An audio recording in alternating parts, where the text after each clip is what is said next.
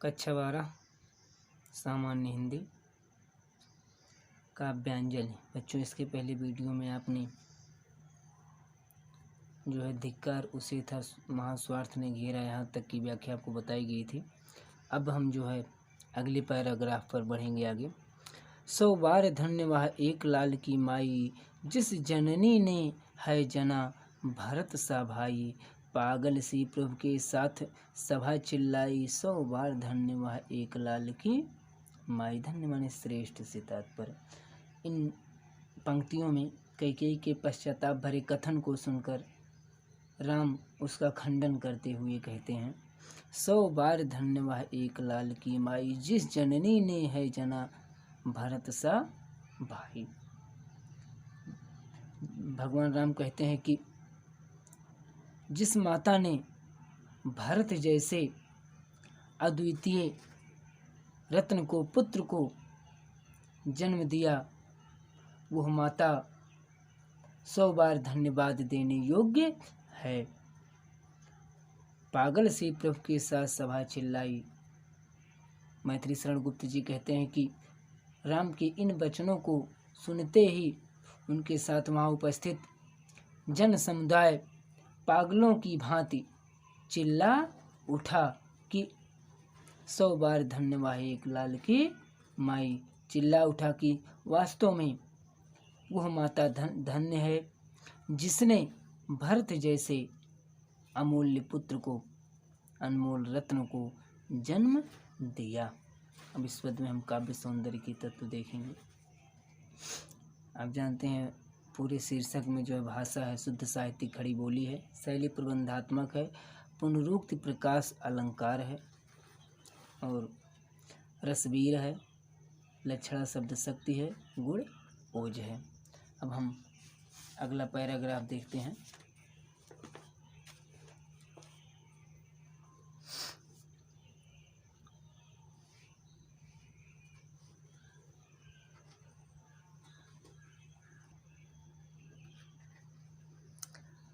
हा लाल उसे भी आज गंवाया मैंने, विकराल कुयस ही यहाँ कमाया मैंने।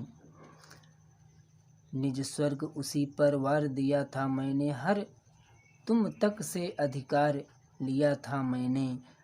पर वही आज यह दीन हुआ रोता है, संकित सबसे धृत हरिण तुल्य होता है। श्रीखंड आज अंगार चंड है मेरा, तो इससे बढ़कर कौन दंड है मेरा। हम इसमें जो है शब्दार्थों को देखेंगे। गंवाया, गंवाया मतलब खो दिया। विकराल माने भयंकर, कुयस माने अपयश, कमाया मतलब प्राप्त करना, निज स्वर्ग मतलब अपना सुख ऐश्वर्य, वार का मतलब होता न्यौछावर करना, संकित माने भयभीत, धृत माने धारण किया हुआ, पकड़ा हुआ, हरिण तुल्य माने हिरण के बच्चे के समान, हिरण के समान। श्रीखंड, श्रीखंड यानी चंदन, चंदन शीतल होता है इसलिए यहाँ श्रीखंड यानी चंदन, चंदन यानी भरत जी की शीतलता। अंगार चंड, अंगार माने अंगार और चंड माने दहकता हुआ, तो इससे बढ़कर कौन दंड है मेरा। इस पद में जो है कैकेयी राम से कहती है कि वह भरत की दशा, कहती है कि भरत की दशा पर दया करो और वन से वापस अयोध्या चले चलो। वह अपने कृत पर पश्चाताप कर रही है और कहती है कि राम उसे और प्रताड़ित, दुखित, दंडित न करें। देखिए कैकेयी किस प्रकार राम से कहती है। हा लाल उसे भी आज गंवाया मैंने। कैकेयी कहती है कि हे राम, मैंने तो आज अपने पुत्र भरत को भी खो दिया। विकराल कुयसी यहाँ कमाया मैंने, जिसके लिए मैंने यह दुष्कर्म किया, ऐसा घृणित निंदित कार्य किया, उस पुत्र को खोकर भी मैंने भयंकर रूप से अपयश ही प्राप्त किया, अपयश ही कमाया। निज स्वर्ग उसी पर वार दिया था मैंने, हर तुम तक से, हर मान छीन लेना, हर तुम तक से अधिकार लिया था मैंने। मैंने अपने पुत्र भरत पर अपने स्वर्ग का सुख, स्वर्ग जैसे सुख को भी न्यौछावर कर दिया था। इतना ही नहीं, उसी के कारण मैंने तुम्हारा अधिकार अर्थात राज्य भी, राज्य पर तुम्हारा अधिकार था, उस राज्य को भी मैंने तुमसे छीन लिया, उस राज्य को भी मैंने तुमसे छीन लिया। पर वही आज यह दीन हुआ रोता है, लेकिन वही मेरा पुत्र आज दीनहीनों की तरह से रुदन कर रहा है। संकित सबसे धृत हरिण तुल्य होता है। वह पकड़े हुए हिरण की भांति सबसे संकित, सबसे डरा हुआ है, सबसे भयभीत हो रहा है। प्रचंड आज अंगार चंड है मेरा, तो इससे बढ़कर कौन दंड है मेरा। चंदन के समान शीतल स्वभाव वाला मेरा पुत्र भरत आज जलते हुए अंगारे के समान प्रचंड हो रहा है, अर्थात जिस प्रकार से जलता हुआ अंगारा अत्यंत ताप गर्मी उत्पन्न करता है, उसी प्रकार से मेरा पुत्र भी आज अत्यंत जो है क्रोध से युक्त है, प्रचंड अग्नि के समान दहक रहा है।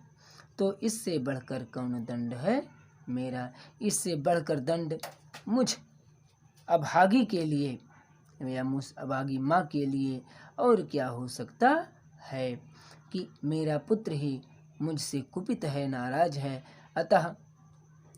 अतः मुझे और बड़ा दंड न दो। अब इन पदों में हम जो है काव्य सौंदर्य के तत्व देखेंगे। भाषा आपको बताया गया है, शुद्ध साहित्यिक खड़ी बोली है, प्रबंधात्मक शैली, उपमा एवं अनुप्रास अलंकार है। हरिण तुल्य माने हिरण के समान यहाँ जो है उपमा अलंकार है। शांत रस है, लक्षणा शब्द शक्ति है और गुण प्रासाद है।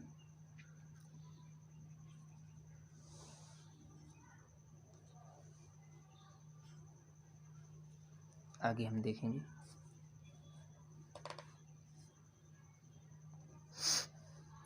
पटके मैंने पद पाणी, पद माने पैर, पाणी माने हाथ, मोह के नद में, मोह माने मोह माया रूपी, नद माने नदी में, मोह माया रूपी नदी में, जन क्या क्या करते नहीं स्वप्न में मद में, जन माने लोग, स्वप्न माने स्वप्न में, मद माने अभिमान में, घमंड में।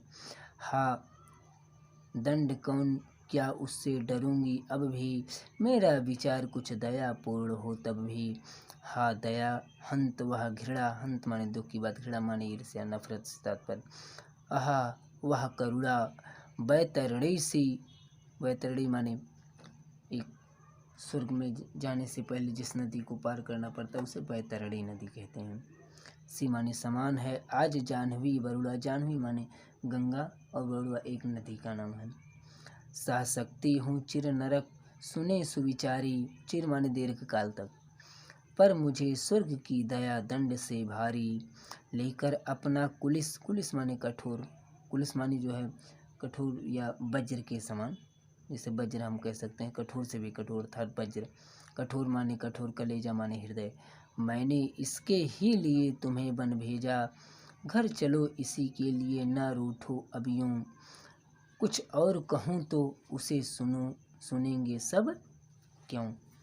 इसमें हम देखेंगे कैकेयी जो है प्रस्तुत पंक्तियों में कैकेयी राम के सम्मुख अपना पश्चाताप प्रकट करते हुए अपने द्वारा किए गए घृणित कार्यों के को जो है व्यक्त करते हुए कहती है, पद पटके मैंने पद पाणी मोह के नद में।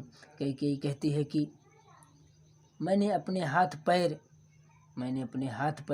मोह माया रूपी नदी में, मोह माया रूपी नदी में फेंके पटके थे। जन क्या क्या करते नहीं स्वप्न में मद में। कैकेयी कहती है कि मेरा यह कार्य ऐसा ही था जैसे कोई व्यक्ति पागलपन में, मद यानी पागलपन अथवा अभिमान में अथवा स्वप्न में व्यवहार करता है। हा दंड कौन क्या उससे डरूंगी अब भी मेरा विचार कुछ दयापूर्ण हो तब भी। कैकेयी कहती है कि अपने अपराध को देखकर मैं किसी भी दंड से भयभीत नहीं हूँ, क्योंकि मेरा विचार कुछ दयापूर्ण हो तब भी। क्योंकि मेरा जो अपराध है, मेरे अपराध की तुलना में कोई भी दंड ऐसा नहीं है। मेरे अपराध की तुलना में मैं, अर्थात मैंने जितना बड़ा अपराध किया है उस अपराध के बराबर कोई भी दंड नहीं है, किंतु मेरा विचार कुछ दयापूर्ण हो तब भी। किंतु मेरा एक निवेदन है कि मेरे संदर्भ में इतना अवश्य किया जाए कि मेरी भावनाओं को, मेरे विचारों को गलत ना समझा जाए। हा दया हंत वह घृणा आहा वह करुणा। कैकेयी अपनी व्यथा प्रकट करते हुए कहती है कि मेरे दोष की स्थिति में, मेरे दोषों की, बुराइयों की स्थिति में दया, घृणा तथा करुणा आदि सभी भाव व्यर्थ से प्रतीत होते हैं। मेरे दोषों की स्थिति में जो दया, घृणा अथवा करुणा जैसे जो शब्द हैं वो सभी व्यर्थ से प्रतीत हो रहे हैं। बैतरणी सी आज जाह्नवी वरुणा। कैकेयी कहती है आज गंगा और वरुणा भी मेरे लिए नरक की बैतरणी के समान प्रतीत हो रही हैं, या बैतरणी के समान सिद्ध हो रही हैं। सह सकती हूँ चिर नरक सुने सुविचारी, पर मुझे स्वर्ग की दया दंड से भारी। कैकेयी सभा में बैठे हुए लोगों को संबोधित करते हुए कहती है कि विचारवान व्यक्ति मेरी इस बात को भली तरह से सुन ले कि मैं चिरकाल तक नरक की पीड़ा को सह सकती हूँ, किंतु पर मुझे स्वर्ग की दया दंड से भारी। परंतु स्वर्ग की दया मुझे नरक के दंड से भी भयंकर कठोर होगी लगेगी। हे राम, लेकर अपना यह कुलिस कठोर कलेजा, मैंने इसके ही लिए तुम्हें बन भेजा। हे राम,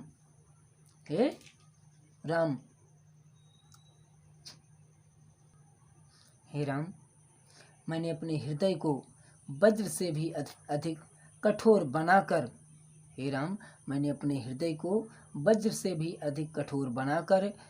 इस भरत के लिए ही, अर्थात भरत को राज्य दिलाने के लिए ही तुम्हें बन भेजा था। अब मेरे उस हृदय की भावनाओं का पर विचार करते हुए घर चलो, इसी के लिए न रूठो अब यूं, कुछ कहूँ तो उसे सुनेंगे सब क्यों। कैकेयी कहती है कि अब मेरे उस हृदय की भावनाओं का विचार करते हुए अपने घर वापस लौट चलो, अब और अधिक मत रूठो। हे राम, यदि कुछ और कहूँ तो उसे सुनेंगे सब क्यों। हे राम, यदि इसके अतिरिक्त मैं कुछ और कहूँगी तो कोई उस पर विश्वास क्यों करेगा, अर्थात मेरी उन बातों को क्यों सुनेगा। मुझको यह प्यारा और इसे तुम प्यारे, मेरे दुगने प्रिय रहो ना मुझसे न्यारे। न्यारे माने अलग होना। कैकेयी कहती है कि हे राम, मुझे यह भरत अत्यंत प्रिय है और भरत को तुम प्रिय हो। इस प्रकार मेरे दुगने प्रिय रहो ना मुझसे न्यारे, इसलिए या इस प्रकार तुम मेरे लिए दुगने प्यारे हो, प्रिय हो। इसलिए अब तुम किसी भी प्रकार से मुझसे अलग रहने का विचार ना करो। मैं इसे ना जानूं किंतु जानते हो तुम, अपने से पहले इसे मानते हो तुम। कैकेयी कहती है कि हे राम, मैं भरत के गुणों के विषय में जानूं या न जानूं, किंतु तुम इसे भली तरह से जानते हो, अर्थात तुम इसके गुणों से भली तरह से परिचित हो। अपने से पहले इसे मानते हो तुम अपने से भी अधिक तुम अपने से भी अधिक भरत से स्नेह करते हो। तुम भ्राताओं का प्रेम परस्पर जैसा यदि वह सब पर यूं प्रकट हुआ है वैसा तुम दोनों